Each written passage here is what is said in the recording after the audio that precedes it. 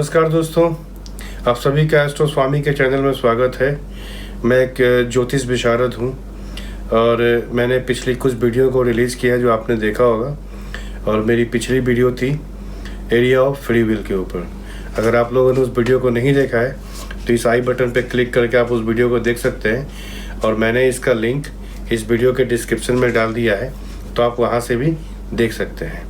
तो उसी कड़ी को आगे बढ़ाते हुए आज मैं दो टॉपिक पे बात करूँगा। पहला है ज्योतिष और मनोविज्ञान, एस्ट्रोलॉजी एंड साइकोलॉजी। इन दोनों के बीच में क्या संबंध है, क्या रिलेशन है। और दूसरा टॉपिक है एस्ट्रोलॉजी एंड साइंस, ज्योतिष और विज्ञान, उन दोनों के बीच में क्या संबंध है। तो पहले मैं मेरे पहले टॉपिक पे आता हूँ, ज्योतिष और मनोविज्ञान, एस्ट्रोलॉजी एंड साइकोलॉजी। हम सभी को पता है कि भगवान ने दुनिया बनाई है। उन्होंने हमारे और आप जैसे इंसान को बनाया है। उन्होंने एक शरीर, एक दिमाग और दिमाग के अंदर बुद्धि दी है, लेकिन साथ ही साथ 6 शत्रु भी दिए हैं उन्होंने, जिसको हम षट रिपु कहते हैं। अब वो कौन कौन से हैं? तो पहला है क्रोध, दूसरा है वासना, तीसरा है घमंड, चौथा है लोभ, पांचवा है मोह और छठा है ईर्ष्या। खुशी के लिए डिजाइन की परिकल्पना की गई थी कि शक्तिशाली इंद्रियों जो हमारे शरीर के अंदर है, जैसा घोड़ा मन से फिर से तैयार किया जाएगा और सवार द्वारा बुद्धि द्वारा सात्विक प्रदर्शन करने का निर्देश दिया जाएगा। बॉडी माइंड इंटेलिजेंस गठबंधन को खुशी से पाने के लिए षट रिपु को लगातार दूर करने की ज़रूरत है। गीता जो भगवत गीता है, कहती है इच्छा और क्रोध के आवेग को समझें और एक खुश मिजाज व्यक्ति बने। भगवान श्री कृष्ण के इस सरल दिशा को थोड़ा और गहराई से जांचने की आवश्यकता है। इच्छा वह मौसम है जहाँ पे षट रिपु संचालित होता है। इच्छा विचारों के एक हिमस्खलन को छोड़ देता है जो हमारी बुद्धि के पहाड़ की चोटी से नीचे आता है, ताकि हमारे मन पर दबाव डाला जा सके। जैसे कि व्यक्ति को वस्तुओं की इच्छा की सुखद घाटी में मस्ती और आनंद मिलता है। जब इस हिमस्खलन को रोक दिया जाता है तो जिस धमाके के साथ यह बाधा को चकनाचूर कर देता है उसे गुस्सा कहा जाता है। हमारी इच्छाएं जितनी अधिक होती हैं, उस इच्छा की पूर्ति के मार्ग में बाधाओं के प्रति गुस्सा अधिक होता है। हमारे व्यवहार को षट रिपु के साथ शरीर, मन और बुद्धि को बातचीत से नियंत्रित किया जाता है। मनोविज्ञान एक व्यवहार विज्ञान है। यह हाल के मूल का है। दर्शन विज्ञान, जिसको हम फिलॉसफी भी कहते हैं, के पास मानव समझ से निपटने वाली एक शाखा हुआ करती थी, जिसे बाद में एक स्वतंत्र विषय मनोविज्ञान के रूप में विकसित किया गया था। अब हम इस व्यवहार के ज्योतिष रूप को देखते हैं। ज्योतिष शास्त्र ने सिफारिश की है कि किसी कुंडली के विश्लेषण लग्न, चंद्रमा और सूर्य से किया जाए। लग्न शरीर को प्रतिनिधित्व करता है। शरीर वह है जहाँ इंद्रिय अंग है। ये आंसू दूर करने वाले घोड़े हैं जो प्रत्येक इच्छा के बाद चलते हैं। वो मन से पुरस्कृत होते हैं। मन क्या है? मन चंद्रमा है। बागडोर हमारी बुद्धि के हाथ में है। आत्मन बुद्धि, और वे कौन है? वो सूर्य है। यह 3 रास्ता देखिए। एक ज्योतिषी को किसी व्यक्ति के व्यवहार पैटर्न का तेज और अधिक व्यापक मूल्यांकन करने की अनुमति देता है। एक ज्योतिषी एक परामर्शदाता के रूप में सरकार या प्रवृत्ति की स्थापना निर्णय लेने के लिए स्वीकार नहीं है। कारण कई गुणा मुख्य रूप से उथले ज्ञान और खोखले वादे हैं। ज्योतिषी कुछ अर्थहीन सनसनीखेज भविष्यवाणियां करने के लिए उत्सुक है और लोगों को काल सर्प, शनि और उनकी बीमारियों से डरा रहे हैं। ज्योतिषी समुदाय को दुनिया के शिक्षित अभिजात वर्ग तक पहुंचने की आवश्यकता है कि किसी व्यक्ति के दिमाग और व्यवहार को पढ़ने से ज्योतिष द्वारा सटीक और किया जा सकता है। आदर्श समाधान यह हो सकता है कि सभी मनोवैज्ञानिक ज्योतिष सीखें और सभी ज्योतिष मनोविज्ञान सीखें।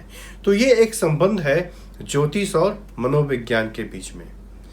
अब मैं दूसरे टॉपिक पे आता हूँ, वो है ज्योतिष और विज्ञान, एस्ट्रोलॉजी एंड साइंस। अब इन दोनों के बीच में क्या संबंध है, अब मैं उस टॉपिक पे आता हूँ। विज्ञान को एक स्टैंडर्ड डिक्शनरी में परिभाषित किया गया है।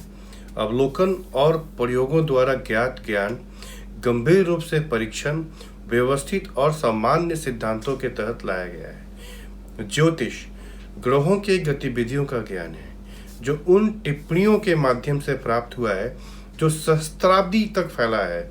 जो ये अवलोकन जो प्राकृतिक घटनाओं जैसे मौसम के बदलाव, बारिश, आपदाओं जैसे भूकंप, बवंडर और बाढ़ से जुड़े हुए हैं। ज्योतिष ने भी व्यक्तियों पर ग्रहों के प्रभाव के दर्ज किया है। ज्ञान का हर दिन कई बार परीक्षण किया जाता है। यह व्यवस्थित है। इस पे किताबें भी अब तेजी से उपलब्ध हो रही हैं और अब अलग अलग विश्वविद्यालय में भी इसे पढ़ाई जा रही है। ज्योतिष एक जीवंत वैज्ञानिक अनुशासन का आधार है। ज्योतिष में प्रतिकृति को कई तरीकों से समझा जा सकता है। अब इसमें एक आता है डबल ट्रांजिट। इसमें जुपिटर और सैटर्न का ट्रांजिट देखते हैं। जब कोई विवाह होता है तो हम आम तौर पर किसको देखते हैं? सैटर्न और जुपिटर को 7th हाउस और या 7th लॉर्ड किससे, लगना से या चंद्रमा से देखते हैं।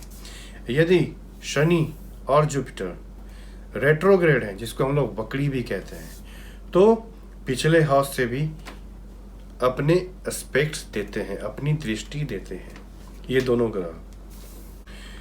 यह लागू करने का सबसे सरल तरीका है।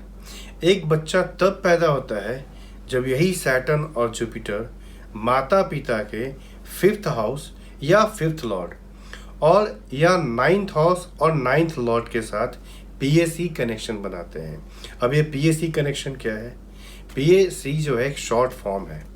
पी का मतलब होता है पोजीशन ऑफ द प्लैनेट, ए का मतलब होता है एस्पेक्ट ऑफ द प्लैनेट और सी का मतलब होता है कंजंक्शन, स्थापित करते हैं।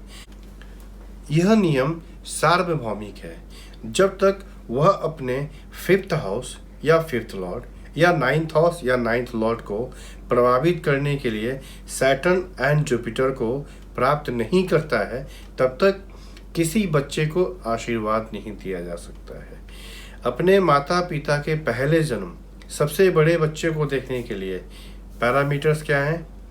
उसका पैरामीटर्स है 11th हाउस और उसका लॉर्ड की जांच लगना से, और जुपिटर से भी 11th हाउस और 11th लॉर्ड की जांच करनी होती है। जुपिटर से मतलब जहाँ पे जुपिटर पॉजिटेड है, जहाँ पे जुपिटर स्थापित है, कहाँ? हमारी कुंडली में, वहाँ से 11th हाउस और उनके लॉर्ड की जांच करना बहुत ज़रूरी है। यदि इन 4 पॉइंट्स में से 3 या 4 पीड़ित हैं तो व्यक्ति अपने माता पिता की सबसे बड़े संतान होगा। परिणाम आउटस्टैंडिंग है। ज्योतिषी को 3 बेसिक जानकारी की आवश्यकता होती है। जातक नेटिव की पहला डेट ऑफ बर्थ, दूसरा टाइम ऑफ बर्थ और तीसरा प्लेस ऑफ बर्थ। ये तीनों जानकारी बहुत ज़रूरी है एक कुंडली को बनाने के लिए और उस नेटिव को फलादेश बताने के लिए कि उसके भविष्य में क्या हो सकता है और वो क्या कर सकता है। तो यहीं पे मैं समाप्त करता हूँ इस वीडियो को। आप लोगों को मेरे ख्याल से, जहाँ तक मैं सोचता हूँ कि आप लोगों को आज ये अच्छी जानकारी मिली होगी इन 2 टॉपिक पे, astrology and philosophy and astrology and science के ऊपर। और इसको जो है मैंने कोशिश की है कि इन दोनों टॉपिक्स को ज्योतिष के साथ कैसे लिंक किया गया है।